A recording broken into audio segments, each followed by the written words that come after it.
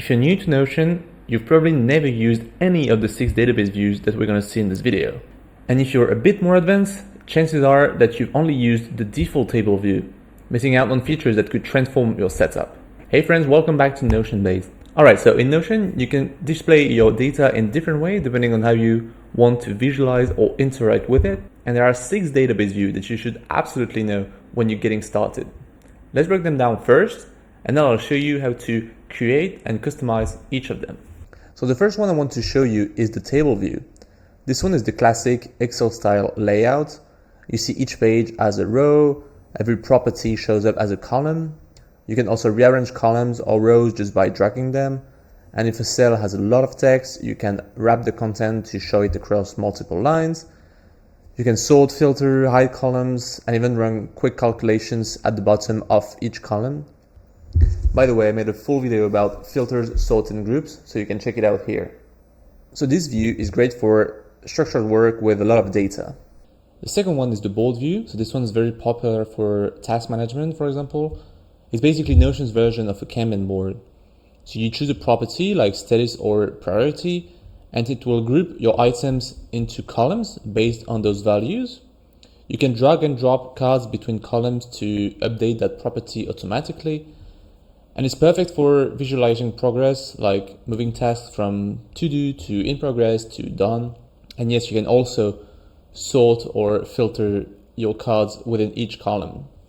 Now the third one is the timeline view. So again, if you're managing a project with deadlines or milestones, this is gold. Each item is shown as a horizontal bar stretched across a timeline. You can quickly see what happens, how long it takes, and if anything overlaps. You can zoom in or out from days to weeks or even months. And if your tasks don't have dates yet, you can just drag them directly into the timeline to assign one. Next up, we've got the calendar view. So this one is pretty straightforward. It shows your pages on a calendar based on their date properties. So if a page has a date, it will show up in the calendar. You can click into any date to open or add a new page. And if you want to reschedule something, you can just drag it to a new date. So this is great for content planning, tracking your habits, or your subscriptions, for instance. Now this is the list view. So this is the most minimal layout, super clean and simple. It shows each page as a single item in a vertical list. You can still decide to show properties if you want, but everything stays compact. You can still group, sort, or filter just like any other views. And it's very useful if you want something simple like a quick task list or a reading list. Finally, this is the gallery view. So this one is made for visual content and it's definitely the most aesthetic one. Each page is shown as a card and you can choose which property to display as the cover, like the cover page, an image, or even text. You can customize what other properties appear on the card too. And it's ideal for things like trips, gym exercises, or recipes because it's clean and visual. There are actually 2, even 3 other views that are not officially part of the core 6, but worth knowing. So you've got charts, which are for visualizing data, like with a bar, a pie, line. So we would need a full video to cover, and unfortunately it's unavailable for free plans in Notion. So you can only create one to try out the feature. Then we've got feeds, which is a new feature that displays your pages on top of each other, but as cards. So a bit like the gallery view, but you can actually show more text and documents without directly having to open the page. So it can be good for journals or change logs, for example. And finally, forms are not a real view, but are connected to databases to manage the information that they gather. So now let's see how to switch between these views. So any database can have multiple views. Just click the drop down next to your views name and choose empty view. Then you can name it, pick the layout and customize how your data is displayed. And you can switch between views anytime and even reorder them by dragging them around.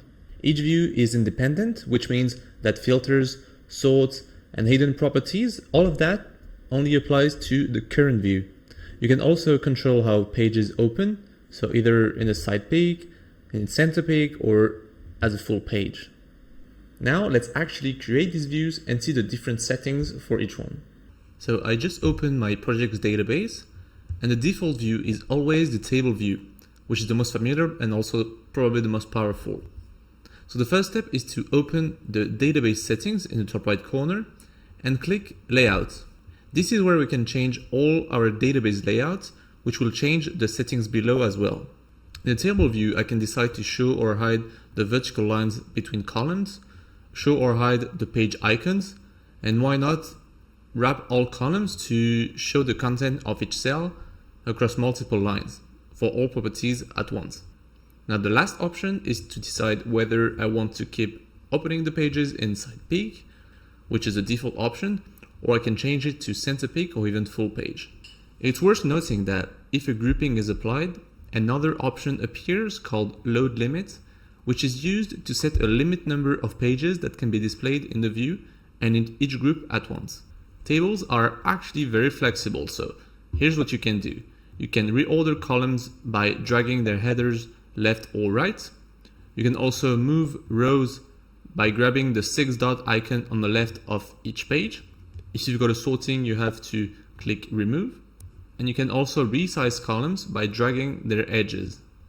To rearrange everything more easily, it's actually also possible to go to the property settings, drag and drop all the properties from there. Now, if you need to edit a lot of entries at once, you can just click the box on each row you want to edit. Then a new menu pops up where you can change properties for all selected rows in one click. And you can even select all rows at the same time with the checkbox in the top left corner. Now at the bottom of each column, you can run real-time calculations.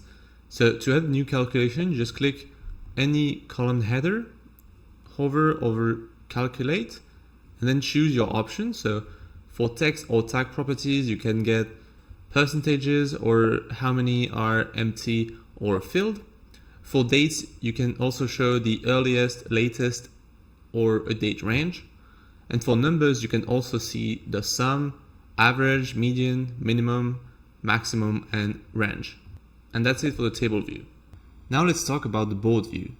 Probably the most visually and interactive way to manage your data in Notion. So to create one from an existing database, just click the plus on your view tabs and click board. By default, Notion will group cards by status or another property, but you can actually change that. To switch what your board view is grouped by, just click group by in the layout settings and then select another property. If you need to rename or add new columns, just go to the settings, edit properties, find the property that you're grouping the board view with, so in this case priority, and from here you can rename options, delete them, or add new ones. Board is also the only view from which you can create subgroups for even more structure.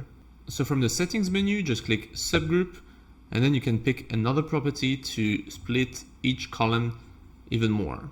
Now let's go back to the layout menu to see what are the settings we can modify.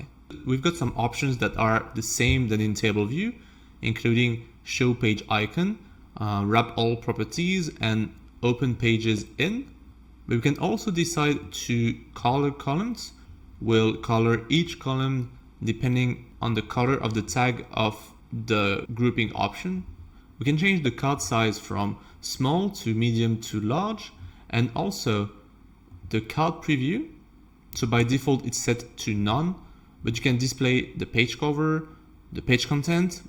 If there was a files and media property in this database with different images in it, for example, I could choose to display the first image of the list as a card preview. You can then crop or fit the image or even reposition it inside the card frame. A tip that few people know is that if you decide to include a card preview, you can hide the name property, which is usually impossible, and it can make your cards even cleaner.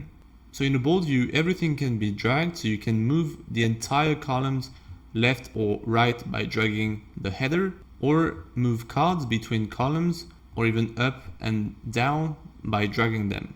Then, just like any view, you can decide what info appears on each page. Just go to settings, click property visibility, and then toggle the visibility of each property. And you can also reorder them with the handle on the left side. You can also hide entire columns from the board if they're not useful right now. Just click the three dots in the column header and hide group.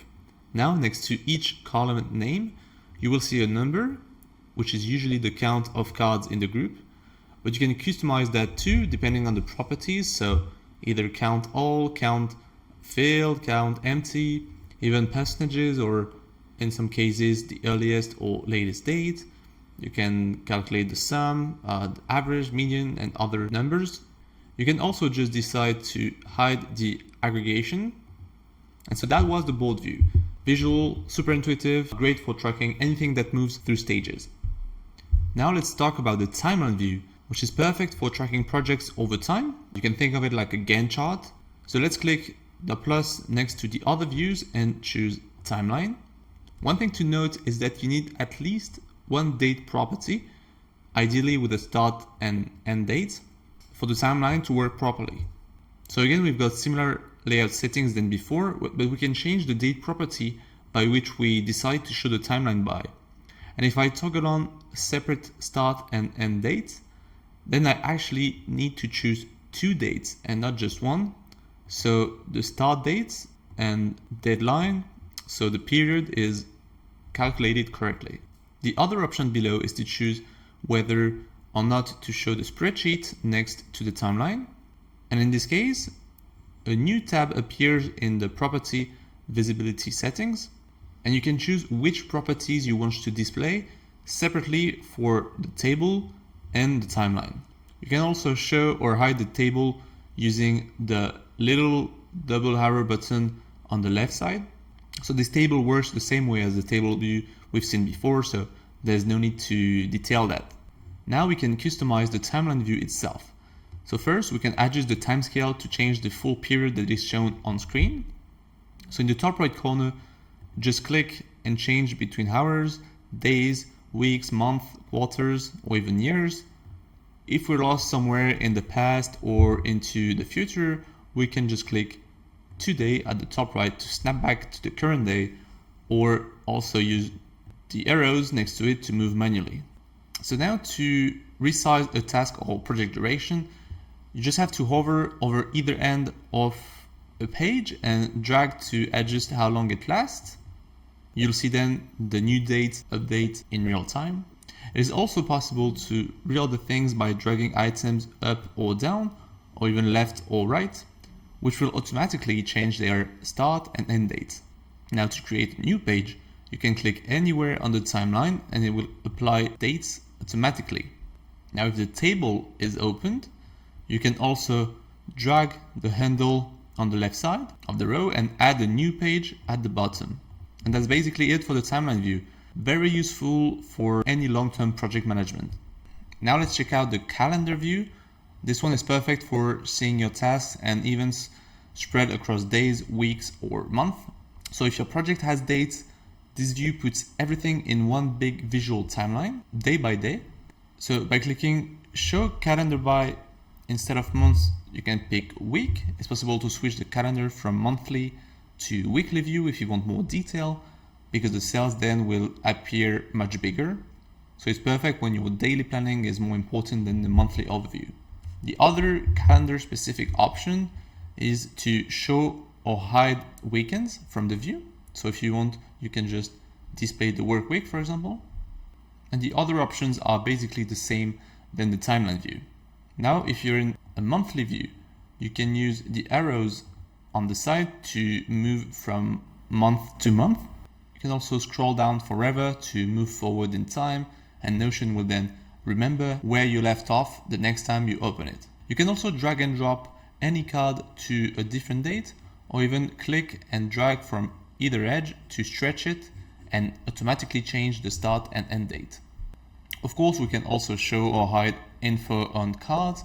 So to do so, just go to settings, click property visibility, and then toggle on or off whatever info you want to display and drag to reorder them with the handle. Now the last thing is that if you prefer your week to start on Monday instead of Sunday, you can go to the settings in the language and time section and toggle off start week on Monday. And that's it for the calendar view. So now let's talk about the list view in Notion, which should be faster because it's basically just a vertical list of pages, which is perfect when you want something minimal and easy to scan. So first, let's click the plus button and choose list. As you can see, there are very few options to customize lists. We can simply hide page icons and change how pages open. Then the idea is go to the settings, sort and filter the data as we like. And of course, click property visibility and toggle on or off all the properties that we do or don't need. We can also rearrange how they show up by dragging them up or down, even behind the name. And the same can be done for the pages. So actually, that's it for the list view. It's very simple, very flexible. Let's move on to the last and most visual view. I'm talking about the gallery view, which is perfect for anything where images matter. So let's click the next button and pick gallery. So it's basically very similar to the board view, except that the cards are not grouped by default and you cannot create subgroups. Instead of rows or columns, you get a grid of cards. So it's much more visual to manage your database. Now we can resize cards, choosing from small, medium, or large, depending on how visual you want things to be and how big is your database. Then again, we can choose what is shown on each card. So either the page cover if you've added a cover image, the page content, which shows the first image inside the page, or a files and media property, which shows images from this property. You can then crop or fit the image or reposition it inside the card frame. If you choose a card preview, just like for the board view, you can go to settings, property visibility, and actually hide the name property, which makes it even more minimalist. And finally, you can toggle which other properties appear and drag them to reorder them as well. And that's it for the gallery view.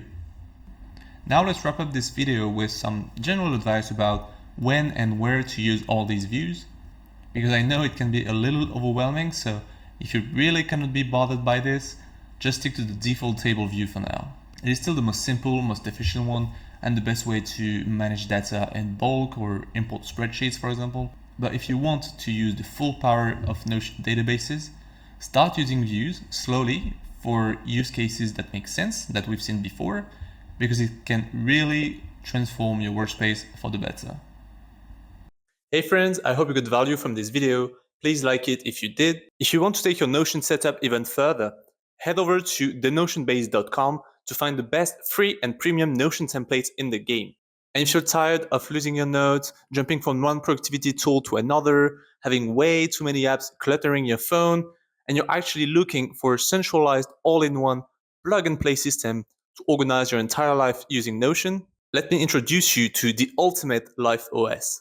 It is the full bundle of all premium templates I've ever created, designed as 7 mini apps working together in one powerful, easy-to-use system. I've spent over 500 hours building it and filling all the databases so you don't have to, saving you hundreds of hours of trial and error trying to build your own.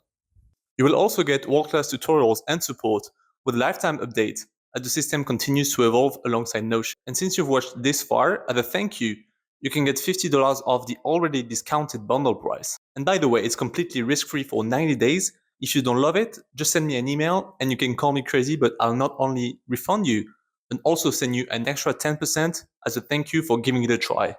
Everything is linked down below. And if you have any questions about Notion, drop them in the comments. I read everything and I might choose your question for a future video. And of course, if you're not already, please make sure to subscribe to the channel. Until then, keep notioning and I'll see you in the next one. Bye-bye.